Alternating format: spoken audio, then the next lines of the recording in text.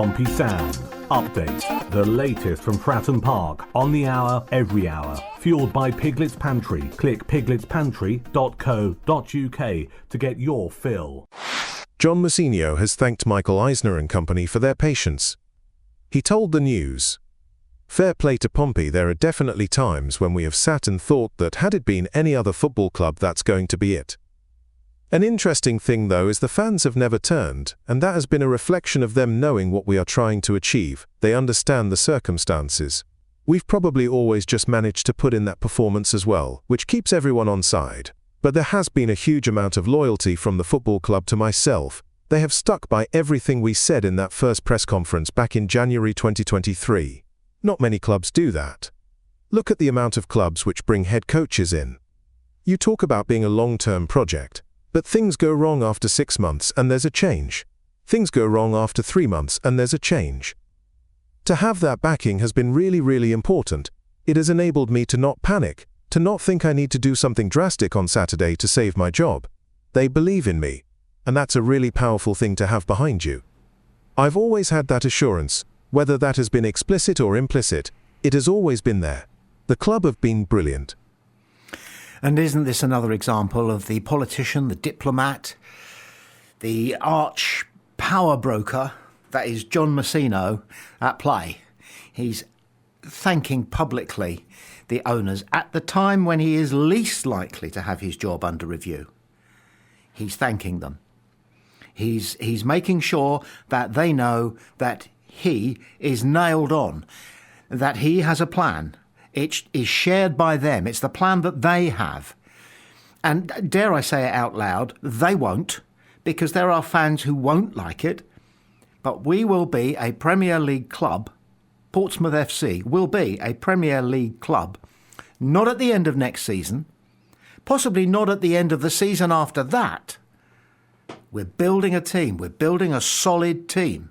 We're building a Premier League team on the budget of a League Two side. And we're doing it, and we're going to do it. We will spend money.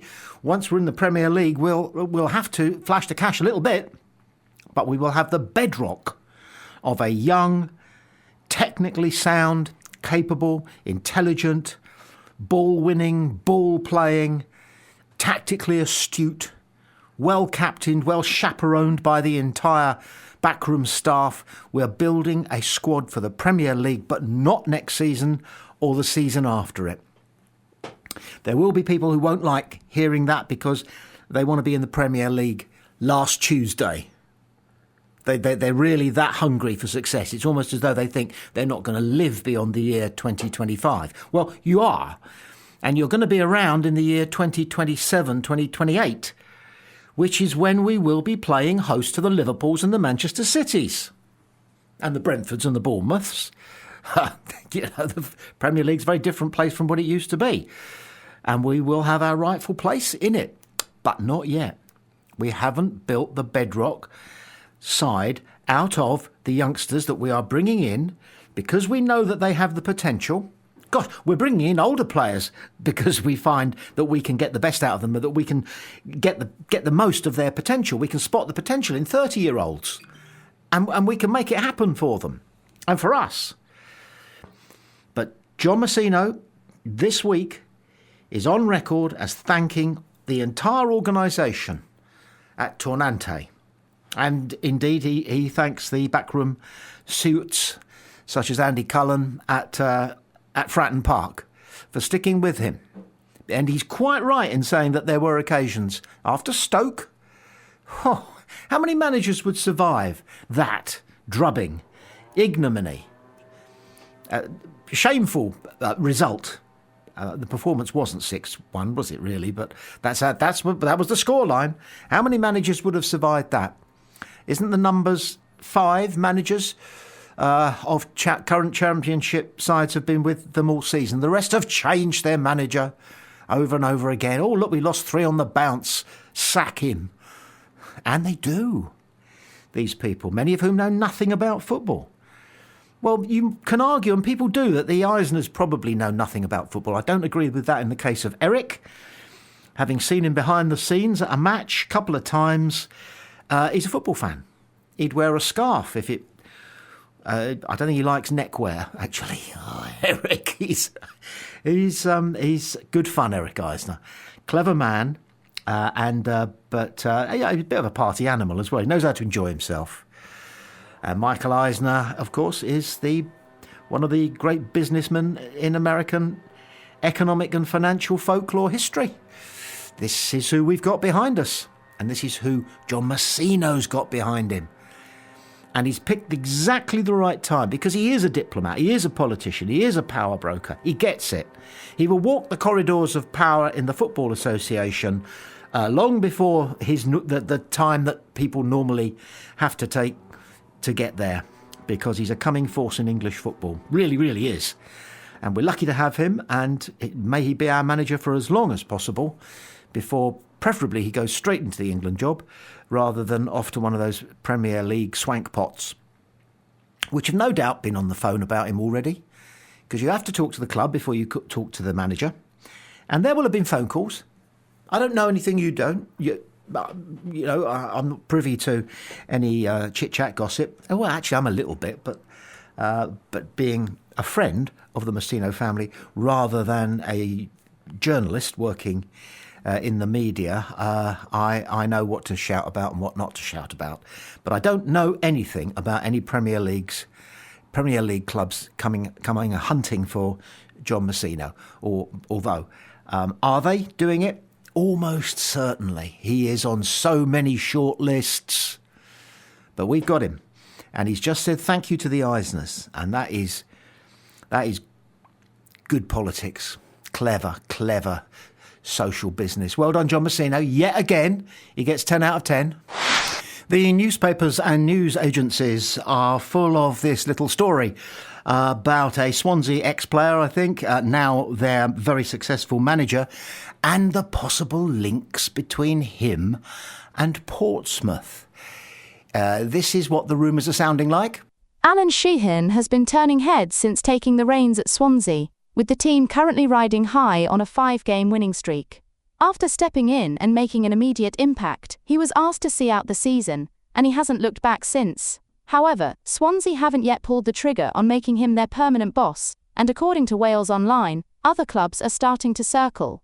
Portsmouth are reportedly among those impressed by Sheehan's work, though they're not looking to replace John Mousinho, who's kept them competitive in the Championship. The numbers tell their own story. Under Sheehan's guidance, Swansea have picked up 23 points from 11 games, with 7 wins, 2 draws and just 2 losses.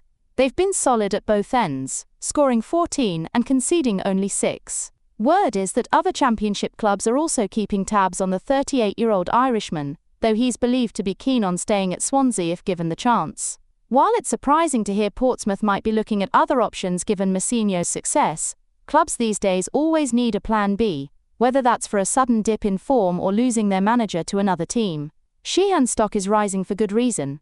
He's not only improved Swansea's results but has done so with smart tactical decisions and solid organisation. Players have bought into his methods, with many hitting their best form of the season. For Swansea, the decision seems straightforward, but they'll need to act fast to avoid losing him to another club. For now though, Sheehan's focus will be on finishing strong, with away trips to Millwall and a final home game against Oxford United still to come.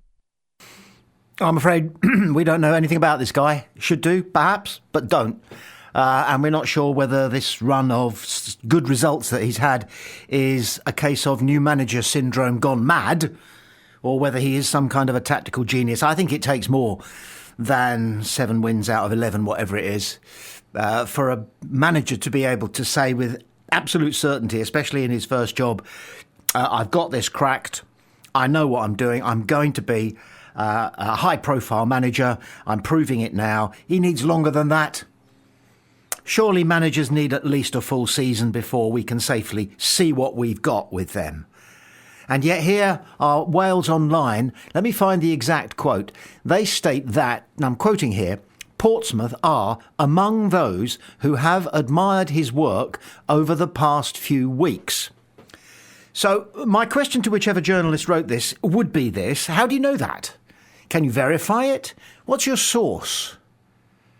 I mean, if you're stating the you-know-what obvious, then say I'm just stating the obvious here, which is that lots of clubs have noticed that Swansea have had an upturn in fortunes, and it could be something to do with the new manager, which is above and beyond new manager syndrome, which has definitely been in play.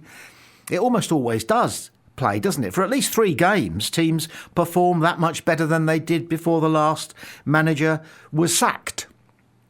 You even hear rumours of some squads wanting to get a manager sacked, and so they dip their form. They play badly, they play to lose, they play to get a draw where they might have got a win, and so on and so forth.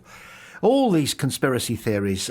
It's good to talk to ex-pros sometimes, especially if they've had a couple in the bar after the game, and get the lowdown on some of the things that really happen in the sport. That's why I'm looking forward to Dan Shaw hosting Gareth Evans and Brett in Southsea. I must check the date. Is it May the 10th? Something like that. I can't remember. Or is it May? I must check those dates. Keep your eyes on social media, good listener, and you'll find out more about the evening with them a little bit closer to the time, because they asked me if we'd talk about it on Pompey Sound, and I said, well, it's 2 months away. I'm the sort of person who doesn't know what he's doing next Tuesday, never mind about in 14 Tuesdays' time. But it will be interesting to be there and to have the lid lifted on some of the things that go on behind the scenes in football. So what's going on at Swansea? Goodness only knows. Are they waiting to be absolutely sure that this bloke is worth signing on a 3-year contract? If so, they're playing a good game of poker, and they've got their poker face on, and they are showing nothing about signing him. Maybe they've got somebody even bigger and better lined up. There will be clubs who will be looking very closely at John Mousinho'S situation. And I think quite a few clubs, big clubs, will be saying to each other, well, each other being their colleagues, not the other clubs, let's just give him a chance to prove that he can cut it fully in the Championship and be sort of bubbling under the playoff positions without having spent a load of extra money doing it, a load of unnecessary money doing it. Then we'll really know the calibre of the international man that we've got. Because it's worth remembering that John Mousinho is multi-international. He was educated in America. His father was born in India. His father is Portuguese. John, I believe, is qualified to play for England, Portugal and India, curiously enough. And I think if he'd stayed there long enough, he'd have qualified to play for the United States of America. So he has those international, global credentials, which are increasingly important in a manager. Isn't that the case? So, are Pompey interested in lining up Sheehan for whatever reason?